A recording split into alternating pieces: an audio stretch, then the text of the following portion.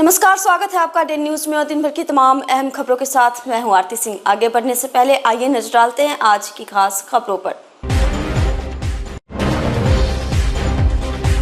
नए साल के जश्न पर पुलिस ने फेरा पानी, 1 करोड़ का विदेशी शराब जब्त, 2 गिरफ्तार।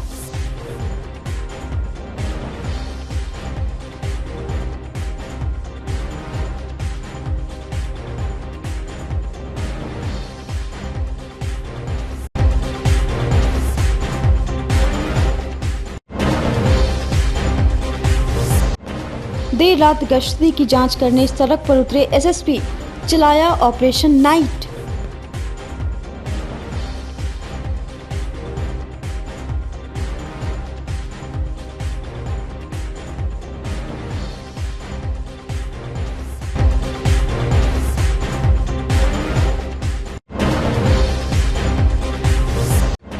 और 5 डेसिमल जमीन की मांग को लेकर माले ने निकाला प्रतिवाद मार्च।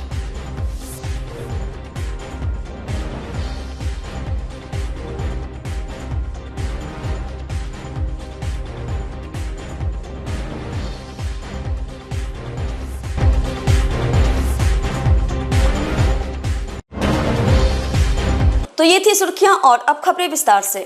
मुजफ्फरपुर के सकरा थाना क्षेत्र के सभा चौक से राजस्थान नंबर की ट्रक से 1 करोड़ की विदेशी शराब पकड़ी गई है।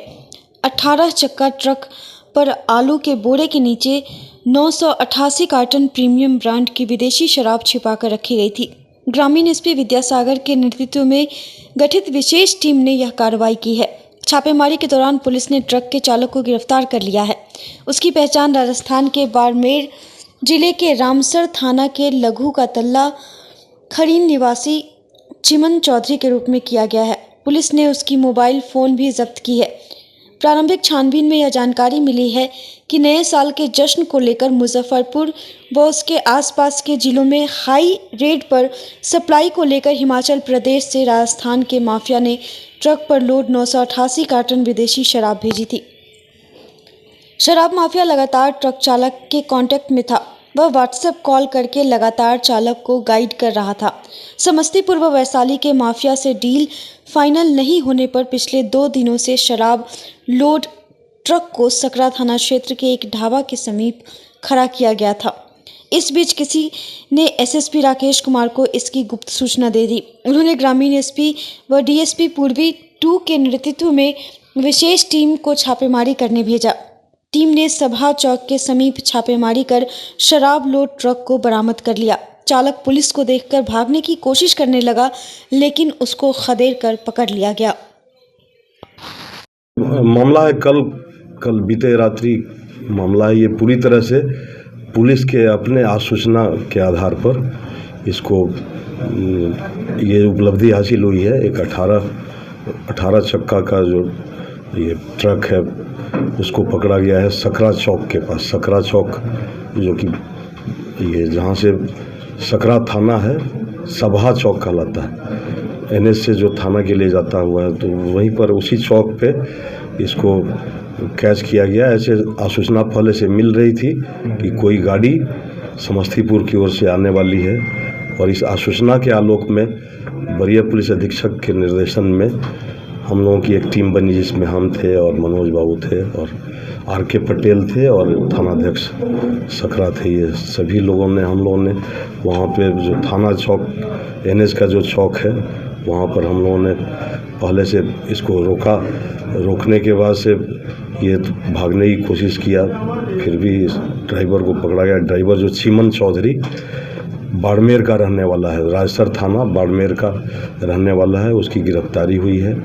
इसमें हम लोग प्रथम दृष्टया देखें कि 600 कार्टून के आसपास से कम नहीं होगा, लेकिन जब हम लोग ने गिनती की तो ये 988 कार्टून है। प्रीमियम जो विदेशी शराब है वो इसमें है, और जो मात्रा है वो 8805.6 लीटर, यानी कि एक बहुत बड़ी मात्रा इसका ये हम लोगों ने कैच किया और आगे अग्रेतर कार्रवाई कर रहे हैं। कहाँ से सब लाया जा रहा था, कैसे रखा गया था? ये लाया जा रहा था हिमाचल प्रदेश से, लेकिन हिमाचल प्रदेश से राजस्थान होते हुए, झारखंड होते हुए, हजारीबाग होते हुए इसको इन कराया गया था, और फिर वो वहाँ से बरौनी समस्तीपुर होते हुए यहाँ तक आया था। कितना का माल होगा सर? ये बाज़ार का कीमत तो बहुत ज़्यादा है, बहुत हमने कि आप ही सोच सकते हैं 8,805। ये देखिए और आगे तक जाना था इसको, जैसा कि ड्राइवर बता रहा है। नहीं, ड्राइवर बता रहा है कि हम 11 तारीख से लगातार चल रहे थे और जो मेरा मालिक है वो व्हाट्सअप कॉलिंग कर रहा था और वो हमको मूव करा रहा था। कभी समस्तीपुर, ये जमदाहा भी गया है, फिर वहाँ से फिर समस्तीपुर गया है, वहाँ से फिर हम लोगों के पास था। लेकिन हम लोग जो ढाबा से एक सूचना सकरा थानाध्यक्ष को मिली थी कि एक ढाबे पर गाड़ी है जो कि इससे बातचीत करने से कुछ संदेहास्पद लग रहा है। किस चीज़ के आड़ में लाया जा रहा था शराब? इसको आलू और जिसमें कि आलू तो सड़ भी गया है बहुत सारा, यानी कि इसे साफ झलक रहा है कि बहुत दिनों से इसको कैमोफ्लाई करके लाया जा रहा है। अरेस्टिंग कितने लोगों की हुई इसमें? इसमें एक व्यक्ति वहीं चिमन चौधरी जो कि ड्राइवर है उसको पकड़े हैं। एक और भी व्यक्ति खड़ा था जो आपने देखा होगा, वो दीपक कुमार, ये सोनपुर थाना अंतर्गत ये पछरिया गांव के हैं, सबलपुर पछरिया। और ये हम लोगों के यहाँ सकरा में ही 254-24 कांड हुआ था जुलाई माह में हुआ था, तो उसमें भी व्यापक पैमाने पर शराब पकड़ी गई थी। तो ये राती में उसका भी उद्भेदन तो पहले हुआ था, रात में उसको पकड़ा गया। बाद में कुछ जो ऐसे लोग थे जिनका सत्यापन नहीं हो पाया था, तो सबके बारे में नए साल के लिए सर स्टॉक किया जा रहा था। बिल्कुल लगता है कि, और ड्राइवर ने बताया भी है कि जब वो इधर उधर घुमा रहा था तो उसका मालिक उसको बता रहा था कि नया साल अब इतना नज़दीक आ गया, तू घूमते रह जाएगा, जल्दी कहीं उतारो।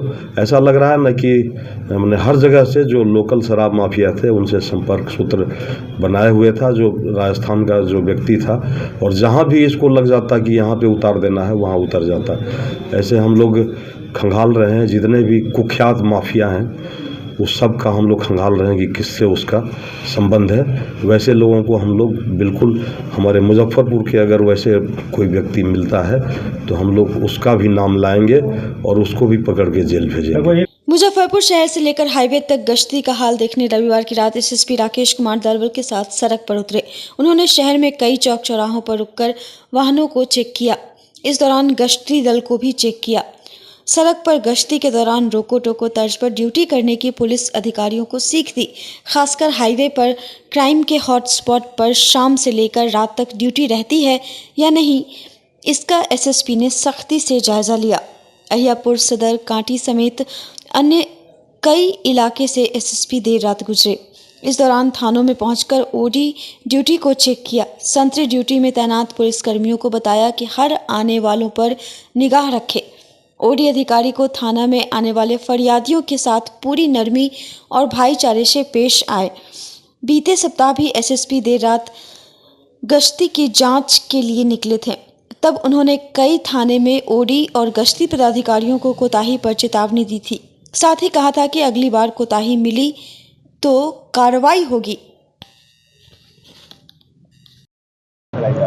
आज शाम 6 बजे से ही पूरे मुजफ्फरपुर जिला में वाहन चेकिंग का अभियान चल रहा है, जिसमें सभी थाना अध्यक्ष हैं। इसके अलावा एसडीपीओ, सर्किल इंस्पेक्टर, ग्रामीण एसपी, सिटी एसपी और मैं स्वयं भी इसको हम लोग मॉनिटर कर रहे हैं। इस वाहन चेकिंग का उद्देश्य एकमात्र यही है कि शाम के समय जो आपराधिक गतिविधि में घूमते रहते हैं लोग बाग, या ट्रिपल राइडिंग के रूप में घूमते रहते हैं, लहरिया कट या ट्रैफिक के नियमों का भी वायलेशन करते हैं, कभी कभार स्नैचिंग की भी घटनाएं या छेड़खानी घटनाएं होती रहती हैं। उसी के आलोक में एक प्रिवेंटिव पुलिसिंग का ये तरीका है और उसी के लिए हम लोग आज वाहन चेकिंग अभियान चला रहे हैं। आगे भी सर अभियान चलता रहा? निश्चित रूप से पहले भी चलता रहा है और औचक रूप से जरूर चलता रहेगा, बस इसका समय बदलता रहता है। मुजफ्फरपुर के साहिबगंज अंतर्गत नारायण चौक के पास करनौल चतुर्भुज गांव की तरफ से जा रही एक तेज रफ्तार बाइक सेमर के पेड़ में जोरदार टक्कर मार दी।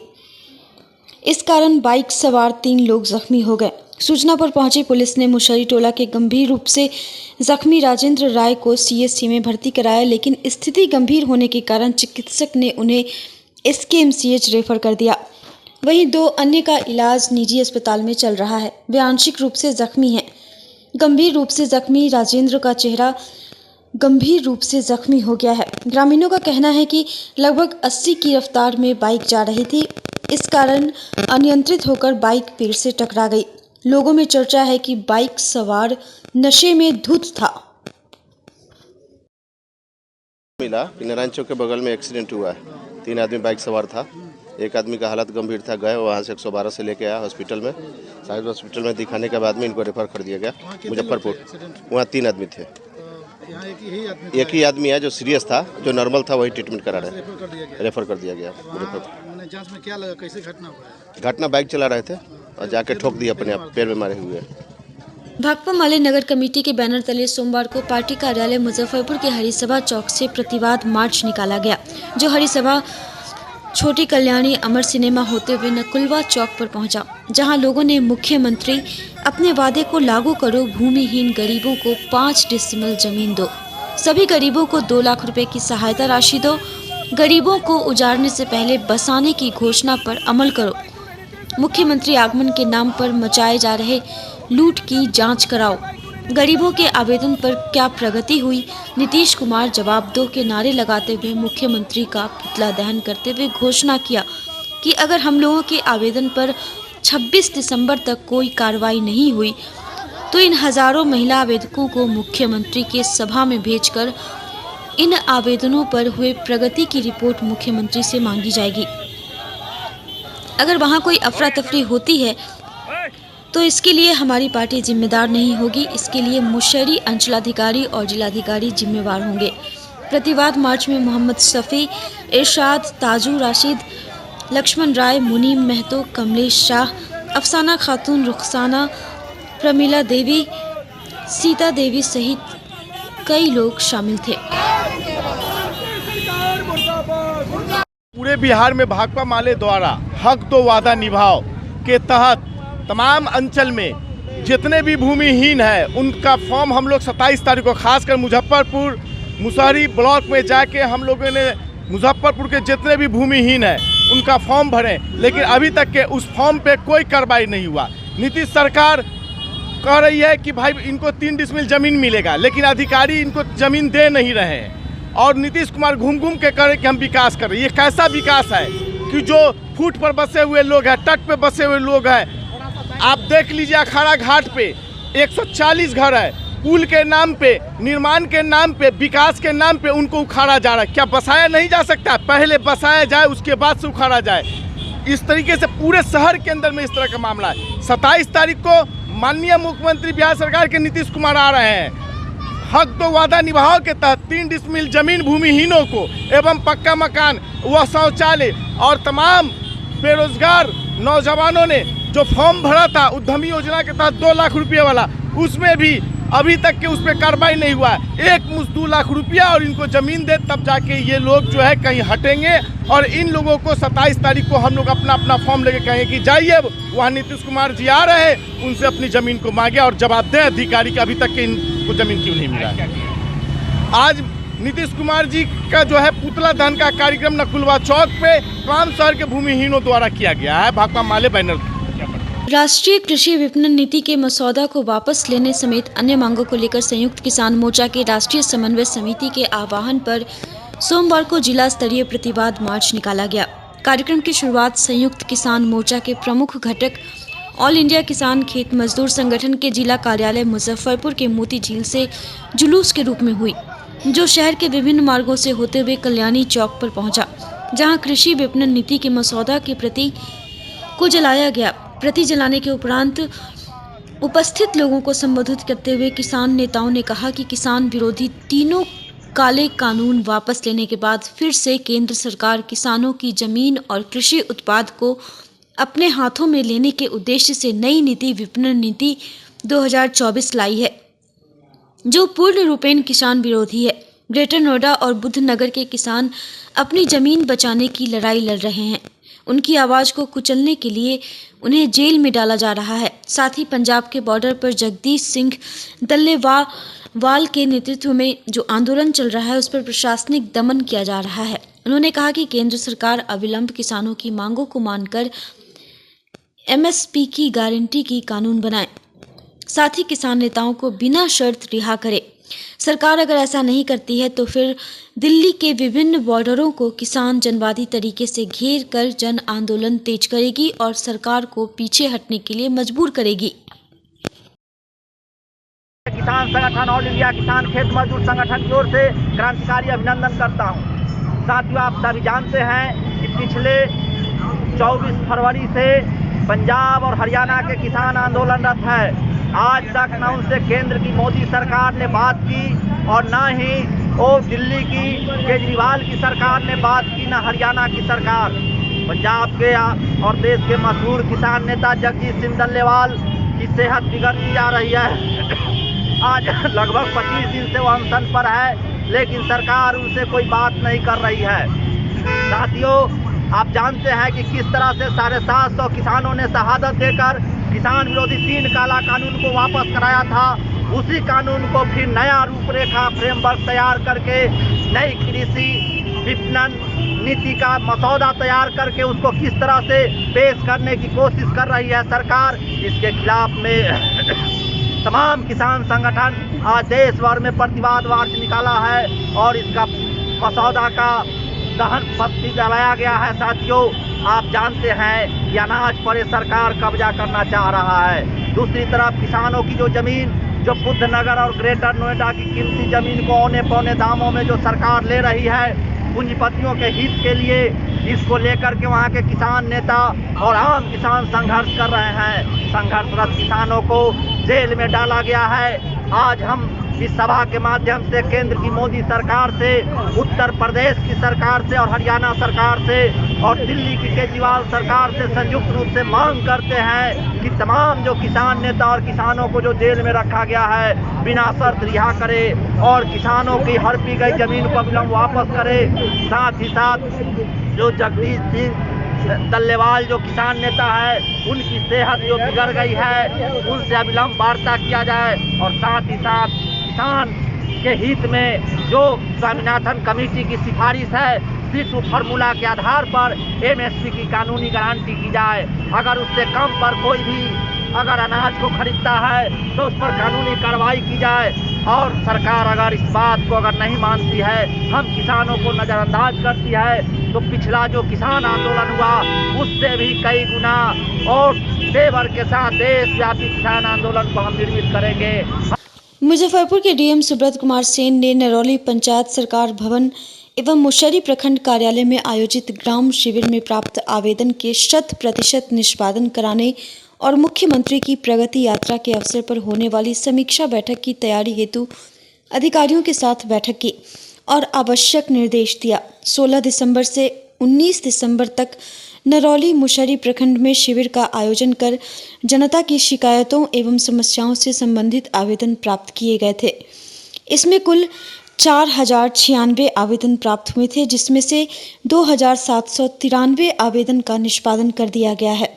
जिलाधिकारी ने शेष आवेदनों के नियमानुकूल निष्पादन हेतु विभागीय अधिकारी से आवेदन की प्रकृति एवं कृत कार्रवाई के बारे में पूछताछ की और अविलंब नियमानुसार अपेक्षित कार्रवाई करने तथा निष्पादन का निर्देश दिया। साथ ही योग्य लाभुकों को योजना से लाभान्वित करने को कहा।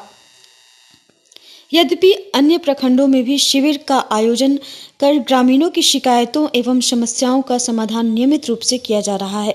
मुरौल प्रखंड में आयोजित ग्राम शिविर में 20 दिसंबर को 28 आवेदन और 21 दिसंबर को 28 आवेदन प्राप्त हुए। मुरौल में कुल 61 आवेदन प्राप्त हुए, जिस पर नियमानुसार अपेक्षित कार्रवाई की गई। 23 दिसंबर को मुख्यमंत्री की प्रगति यात्रा के दौरान मुजफ्फरपुर आगमन और इस अवसर पर होने वाली समीक्षा बैठक की तैयारी के लिए जिलाधिकारी ने अधिकारियों से विभागीय योजनाओं के क्रियान्वयन एवं प्रगति की समीक्षा की। जिलाधिकारी ने सभी संबंधित विभाग के अधिकारियों से प्रतिवेदन उपलब्ध कराने का निर्देश दिया है, ताकि समीक्षा बैठक हेतु रिपोर्ट्स संधारित किया जा सके।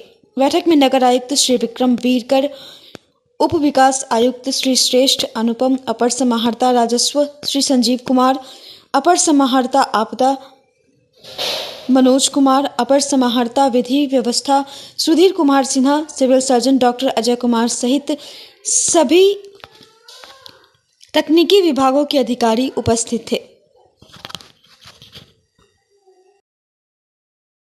सब लोग जान रहे हैं कि माननीय मुख्यमंत्री जी की प्रगति यात्रा प्रारंभ हो गई है आज से। उसी क्रम में 27 तारीख को यहाँ भी कार्यक्रम है नरौली में और मुजफ्फरपुर ज़िले का अन्य विभिन्न परियोजनाओं का उद्घाटन, शिलान्यास, भ्रमण, ये सारा कार्यक्रम प्रस्तावित है। उसी कड़ी में हम लोग यहाँ घूम करके देख रहे हैं, सारी व्यवस्थाएं सुनिश्चित करा रहे हैं और बढ़िया से हम लोग कार्यक्रम कर रहे हैं। ये चंदवारा पुल का भी वहाँ पे चंदवारा पुल को लेकर के भी अपर मुख्य सचिव पथ निर्माण विभाग के खुद उन्होंने उसका निरीक्षण किया था और उसमें जो है विभाग के स्तर से सैद्धांतिक स्वीकृति मिल गई है। एडमिनिस्ट्रेटिव अप्रूवल नियत समय पर मिल जाएगा, लेकिन उस पर काम शुरू हो गया है। तो उसको हम लोग उम्मीद कर रहे हैं कि जो आगे आने वाला वर्ष है 2025 में उस पर जो चंदवारा ब्रिज है उस पर आगमन प्रारंभ हो जाएगा। कुछ लोगों का समस्या था, नल जल, सब आवेदन दिया गया यहाँ पे। मतलब 4000 से ज़्यादा आवेदन आए हैं, सबकी जाँच हो रही है, सबका निराकरण कर रहे हैं, लोगों में संतुष्टि भी है और आगे भी जो समस्या आएंगी उनका निराकरण। पूर्ववर्ती किसी भी सरकार ने इस प्रकार से सरकारी नौकरी देने का काम नहीं किया है, जबकि हमारी सरकार ने मिशन मोड में युवाओं को पक्की सरकारी नौकरी देने का काम विगत 10 वर्षों से कर रही है। ये बातें वीडियो कॉन्फ्रेंसिंग के माध्यम से प्रधानमंत्री नरेंद्र मोदी ने रोजगार मेला को संबोधित करते हुए कही। भारत सरकार युवाओं को सरकारी नौकरी देने के लिए कृत संकल्पित है। इसी कड़ी में देश भर के 45 स्थान पर सरकारी नौकरी में चयनित 71,000 से अधिक अभ्यर्थियों को वीडियो कॉन्फ्रेंसिंग के माध्यम से नियुक्ति पत्र वितरण दिया गया। सीआरपीएफ के ग्रुप केंद्र हेडक्वार्टर मुजफ्फरपुर में द्वितीय चरण के दूसरे रोजगार मेला का आयोजन किया गया, जिसमें केंद्रीय जल शक्ति राज्य मंत्री डॉक्टर राजभूषण चौधरी ने दीप प्रज्वलित कर उद्घाटन किया। इस अवसर पर सीआरपीएफ से 455, बीएसएफ से 24, आईटीबीपी से 5, एसएसबी से 37, सीआईएसएफ से 30, रेलवे से 10, डाक विभाग से 2 समेत अन्य सभी विभागों के 591 अभ्यर्थियों को नियुक्ति पत्र बांटा गया। इस अवसर पर केंद्रीय जल शक्ति राज्य मंत्री राजभूषण निषाद ने संबोधित करते हुए कहा कि प्रधानमंत्री नरेंद्र मोदी युवाओं को लगातार नौकरी देने का काम कर रहे हैं। अब तक 9 लाख से अधिक लोगों को नियुक्ति पत्र भी बांटा गया है। यह नियुक्ति पत्र आने वाले दिनों में मील का पत्थर साबित होगी। मैं यहाँ एसएससी जीडी का दूसरा प्रयास में इसको सक्सेस किया हूँ। मुझे सीआरपीएफ का जीडी का पोस्ट मिला है। ज्वाइनिंग करने का एक अलग खुशी मिलती है। मेरा पहला नौकरी है, पहला जॉब है, इसलिए मुझे तो बहुत ज़्यादा एक्साइटेड फीलिंग हो रहा है। तो ये किस पद पे, किस विभाग में? मुझे सीआरपीएफ के एसएससी के जीडी के पोस्ट यानी कि सिपाही का पोस्ट मिला है।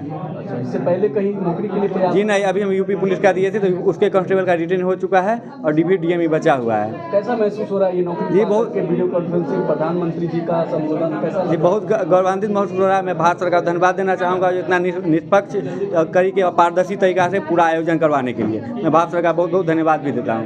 इसके पहले मैंने दिल्ली पुलिस में एग्ज़ाम दिया था, जिसके वजह उसमें 0.4 मार्क्स से मेरे रह गए थे। उसके बाद मैंने एमटीएस का भी एग्ज़ाम दिया था, उसमें भी मेरे थोड़े से मार्क्स से रह गए थे और ये मैंने एग्ज़ाम दिया तो इसमें मुझे पहली सफलता हाथ लगी है। कैसा लग रहा है कि वीडियो कॉन्फ्रेंसिंग के माध्यम से नियुक्ति पत्र पाकर इस प्रकार से कैसा लग रहा है? ऐसा महसूस हो रहा है कि जैसे प्रधानमंत्री हमारे लाइव हैं और हम लोगों को बहुत सारी अच्छी अच्छी चीज़ें बताएं कि ये 14वां रोजगार मेला है जिसके तहत हमको ये नियुक्ति पत्र प्राप्त हुआ है।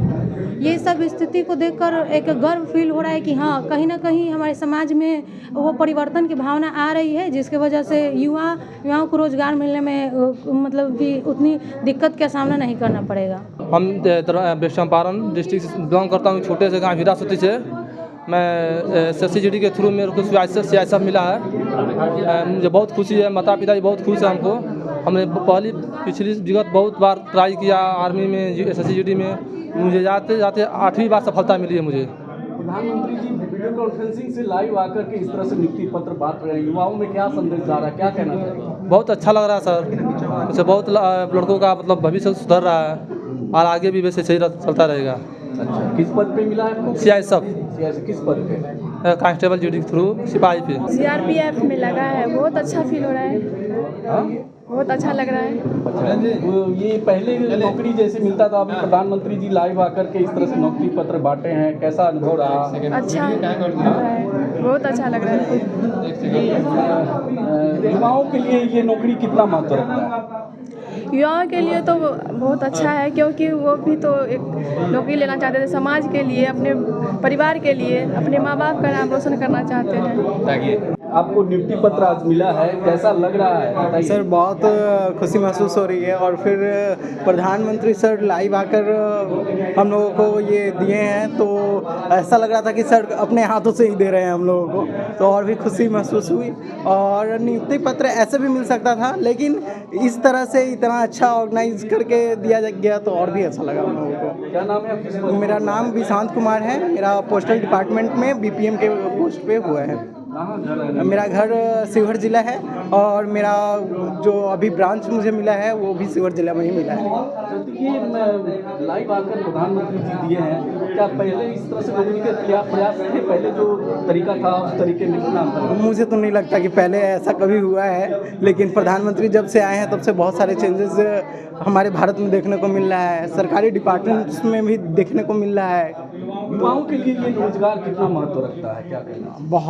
बहुत महत्व रखता है, और हम कहना चाहेंगे कि इससे काफ़ी प्रधानमंत्री के इस कदम से काफ़ी रोजगार के लिए हम लोगों को सहायता मिल रहा है, युवाओं को ज़्यादा तंग नहीं होना पड़। महत्वाकांक्षी रोजगार मिशन के तहत देश के सभी राज्यों में रोजगार मेला का आयोजन कर लाखों नवयुवक और नवयुवतियों को सीधे रोजगार के लिए नियुक्ति पत्र प्रदान किया जा रहा है। माननीय प्रधानमंत्री एवं NDA की सरकार की नीति देश के युवाओं को रोजगार के क्षेत्र में अवसर देने का है, और लगातार हम लोग कार्यक्रम कर रहे हैं। और आप सब जानते हैं कि ये 14वां रोजगार मेला है। इससे पहले 13 रोजगार मेला के माध्यम से 9 लाख से ज़्यादा हमारे युवक और युवतियों को रोजगार दिया गया है। और जो हमारी सरकार का लक्ष्य है कि हम 10 लाख युवाओं को सरकारी नौकरी प्रदान करें, निश्चित रूप से ये कार्यक्रम एक रोजगार के क्षेत्र में मील का पत्थर साबित होगा। और आज हम सब 14वां कार्यक्रम कर रहे हैं ये रोजगार के क्षेत्र में। पिछली बार मैं हर वर्ष की भांति इस वर्ष भी सनातन सेवार्थ 25 दिसंबर को तुलसी पूजन दिवस मनाएगी। कार्यक्रम की रूपरेखा और सफलता के लिए सोमवार को केदारनाथ स्थित प्रभात कुमार के आवासीय कार्यालय पर सनातन सेवार्थ संस्था की बैठक हुई। बैठक में के बाद संस्था के प्रदेश संरक्षक प्रभात कुमार ने बताया कि 25 दिसंबर को 551 घरों में तुलसी पौधा वितरण किया जाएगा और अन्य लोगों को भी अपने कार्यस्थल, निवास स्थल, बैठक स्थल पर तुलसी लगाने और बांटने के लिए प्रेरित किया जाएगा। हमारी सभ्यता मोमबत्ती बुझाना नहीं, दीपक जलाना है, केक काटना नहीं, तुलसी और प्रसाद बांटना है, जिसे आज की युवा पीढ़ी को जानना अति आवश्यक है, खासकर ऐसे समय जब हमारी युवा पीढ़ी पाश्चात्य सभ्यता के प्रति ज़्यादा आकर्षित है। सोशल मीडिया में रील बनाना हो, स्टेटस लगाना हो, शॉर्ट स्टोरी बनाना हो तो सनातन सभ्यता और संस्कृति का बनाए और लगाए, जिसका लोहा पूरा विश्व मानता है, न कि मोमबत्ती बुझाकर, पटाखा जलाकर और केक काटकर। साथ ही प्रभात ने बताया कि हर महीने के पहले मंगलवार को शहर के चौक चौराहों पर सामूहिक हनुमान चालीसा व हनुमान आरती की जाएगी। प्रभात ने बताया कि अगले महीने संस्था के प्रदेश और जिला स्तर कमेटी भी गठित कर दी जाएगी। बैठक में मनीष कुमार सोनी, पंडित राकेश तिवारी, पंडित रमन मिश्रा, रत्न चौधरी, दीपू पांडे, रोशन महतो, मनीष कुमार, जय सिंह, भोलू सागर, धीरज सिन्हा, कृष्ण कुमार, प्रमोद सास आदि मौजूद रहे।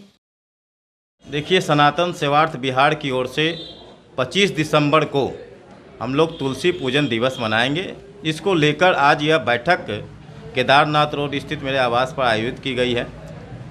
हमारी सभ्यता मोमबत्ती बुझाना नहीं, दीपक जलाना है।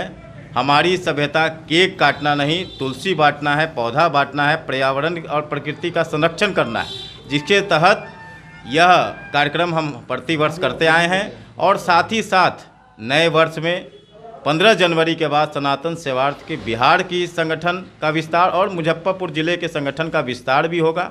नए पदाधिकारी भी बनाए जाएंगे और सनातन सेवार्थ की ओर से हर महीने के पहले या दूसरे मंगलवार को वो बैठक में भी तय होगा।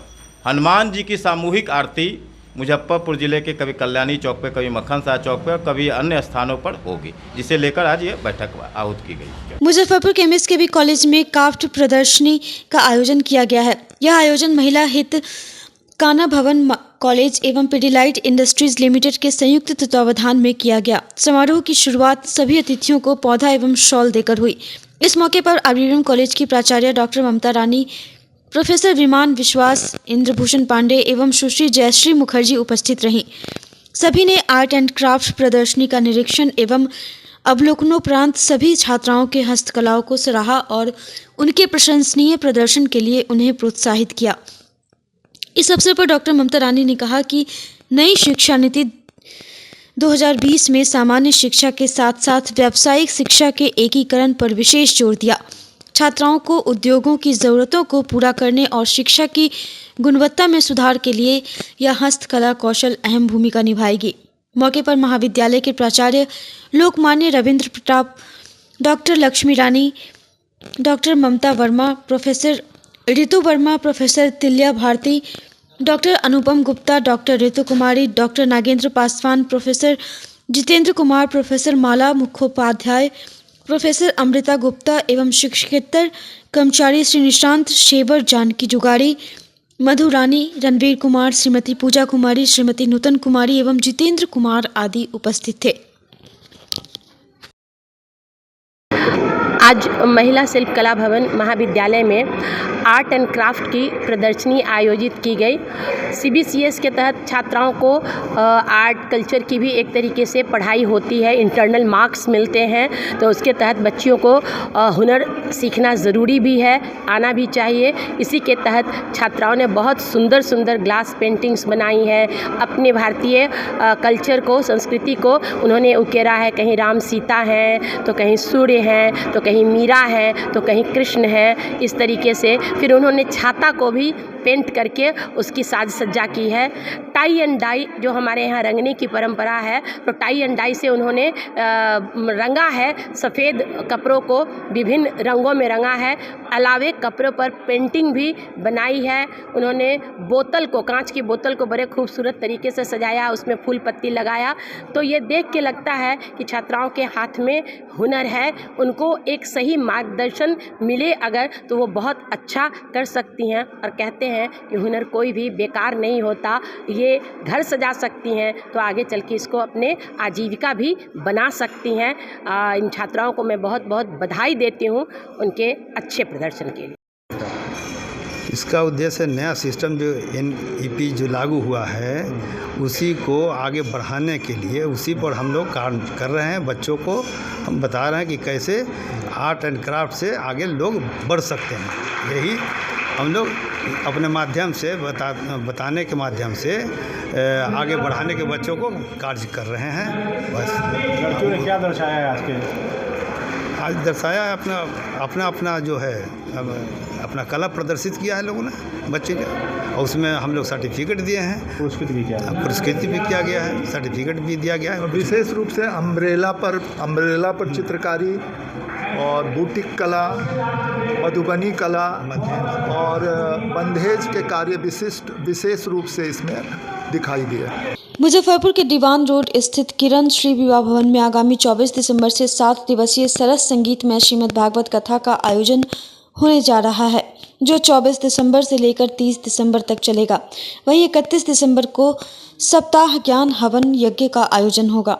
सर्वप्रथम बाबा गरीबनाथ धाम से 251 महिला और कन्या के द्वारा कलश शोभा यात्रा निकाली जाएगी, जो शहर के विभिन्न मार्गों का भ्रमण करते हुए यज्ञ स्थल किरण श्री विवाह भवन पहुंचेगी। उसके बाद अयोध्या धाम के श्री सद्गुरु बधाई भवन के पीठाधीश्वर महंत राजीव लोचन शरण जी महाराज कथा व्यास के रूप में दोपहर 1 बजे से शाम 5 बजे तक भक्तों के बीच श्रीमद् भागवत कथा सुनाएंगे। आयोजन समिति में मुख्य यजमान आनंद कुमार, ज्ञानेश रोशन, रमेश कुमार चौधरी, ओम प्रकाश गुप्ता, सुनील लल्लू, गौतम पांडे, रमेश रत्नाकर, अतुल, दिनेश सिंह, शानू, सुमित, विजय, भारत भूषण, नील कमल, मनोरंजन पांडे शामिल रहेंगे। कल 24 तारीख से और 30 तारीख तक आपके श्री किरण मैरिज लॉन दीवान रोड मुजफ्फरपुर में सरस संगीतमय श्रीमद् भागवत कथा का आयोजन प्रारंभ होने जा रहा है। 24 तारीख से लेकर 30 तारीख तक 31 तारीख को पूर्णाहुति हवन भंडारा होगा, जिसमें आप सभी के चैनल के माध्यम से सभी नगरवासियों को, कथा प्रेमियों को और भाई बंधुओं को, ममतामयी माताओं बहनों को मैं आमंत्रित करना चाहता हूँ। सभी लोग आएँ और भागवत कथा सुन करके अपने मानव जीवन को धन्य बनाएं। कलश यात्रा कल सुबह 9 बजे से हमारे आयोजककर्ताओं ने रखी है। सुबह से 9 बजे से लेकर के मुझे लगता है 12 बजे तक, फिर 1 बजे से भागवत कथा। कहाँ से शुरू होगा? अब वो तो रूट है हमारे। जी कब से कथा कह रहे हैं? कब से जी कितने दिन का आप ये कथा कब से करवाते हैं? मैं तो बचपन से 7 साल की, हम लोग बैरागी परंपरा से हैं और 7 साल की उम्र में ही मैं अयोध्या आ गया था। तब से गुरुदेव भगवान की शरणागति प्राप्त करने के 1998 से कंटिन्यू कथा कर रहे हैं। श्रीमद् भागवत कथा जी और ऐसा नहीं श्रीमद् भागवत, हम लोग अयोध्या से इसलिए राम कथा भी करते हैं, शिव पुराण भी करते हैं, देवी भागवत भी करते हैं। भगवान के जो भी आराधना करते बनते हो सभी देवी देवताओं का हम लोग सम्मान करते हो, सभी की आराधना पूजा करते हैं। आज की खबरों में बस इतना ही। कल फिर मिलेंगे कुछ नई खबरों के साथ। तब तक के लिए हमारी न्यूज़ टीम को दीजिए इजाज़त। नमस्कार।